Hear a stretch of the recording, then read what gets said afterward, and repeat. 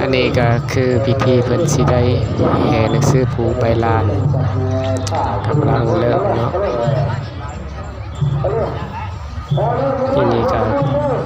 คนก็หลายเถอะพี่น้องมาแห่หนังสือผูกใบลานบ้านเฮาอยู่บ้านน้องลำจันเมืองจำพรแขวงสวรรณเขตวัดจันทสโลวัดหอไตนี่เริ่มแล้วกำลังเคลื่อนย้ายขบวนแห่นี่คือหนังสือผูกใบลานนะที่เป็นอูบไว้อยู่คือหนังสือผูกใบลานอันเก่าแก่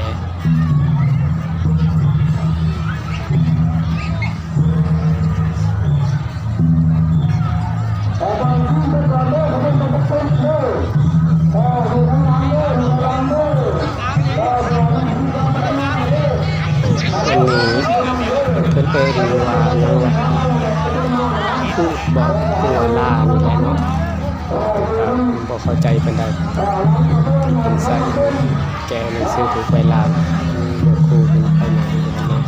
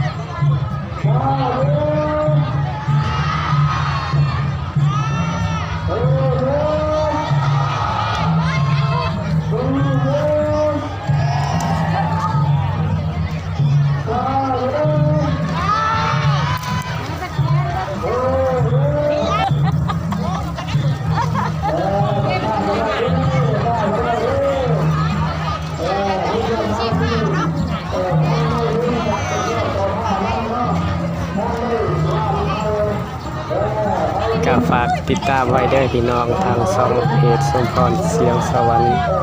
บันเทิงหรือทาง YouTube นอนซอนสวรรค์นะคลิปหน้าเดี๋ยวมีอีกคลิปหน้าเด้อพี่น้องกดติดตามไว้เลยทาง YouTube นะครับ